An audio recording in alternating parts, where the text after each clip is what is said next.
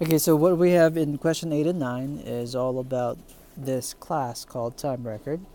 As you can see, this time record class has two private members, hours and minutes. And then for those two private members, it looks like we've got our setters and getters here, or accessors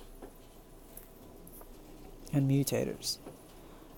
For number 8, let's go ahead and take a look at number 8. I'll zoom in real quick. It looks like what we need to do is be able to add time to the existing time properly. The problem that is going to happen, or we're trying to prevent, is what if you have 7 hours and 7 hours and 7 minutes? What happens if you add 1 hour and 59 minutes to that time? Well, as far as the class goes, it should not say 8 hours and 66 minutes, right? And so we have this problem here where the number of minutes, if it's equal to or greater than 60, it should roll over into the hours, kind of like an odometer for a car. And so what we need to do is be able to fix this problem. How do we, whatever number there is here, how do we get it so that we can take away the number of hours that we can produce from that? If you focus on integer division, right, int division will round down or essentially cut off all the decimals. In this case, this will give you 1, which is true. That's how many full hour you have in 66 minutes. And so we need math to be able to handle that, which is going to be right here. So that one handles it, but then so does this. So in this case, instead of having 8 hours and 66 minutes, we're going to add 1 to the hours. But we have leftover minutes, which is 6, right? And 66, 60 of them are used to fill up 1 hour. We still have 6 left. So how do we get to the extra remaining 66 minutes?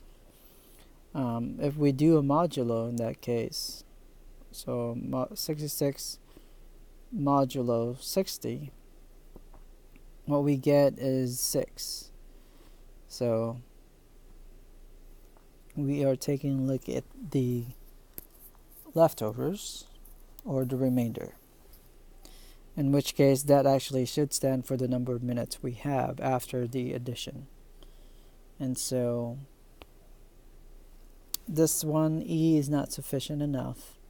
What we need to do is take a look at C. So that handles our minutes and our hours. So 8 is C. Alright, very good. So that's that one. So now let's go to number 9. Number 9 involves having to work with a static array, or your regular arrays. And what we need to do is be able to advance or add up all the times.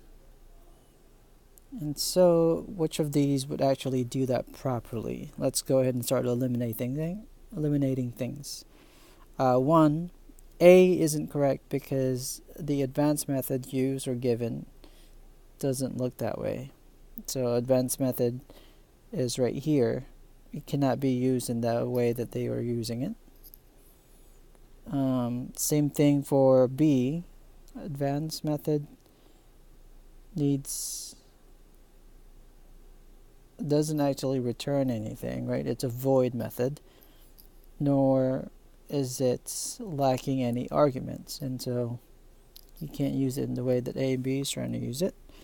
C is accessing hours and minutes, but take a look at how they're accessing hours and minutes. They are treating them as public entities, which they are not. So you don't have direct access to those things. Therefore, that's also not valid. Take a look at D. they are using the getter for hours and the getter for minutes, and they are accessing the array properly and using the object properly. And so at this point we know that D is correct. So there you have it. That is for 8 and 9.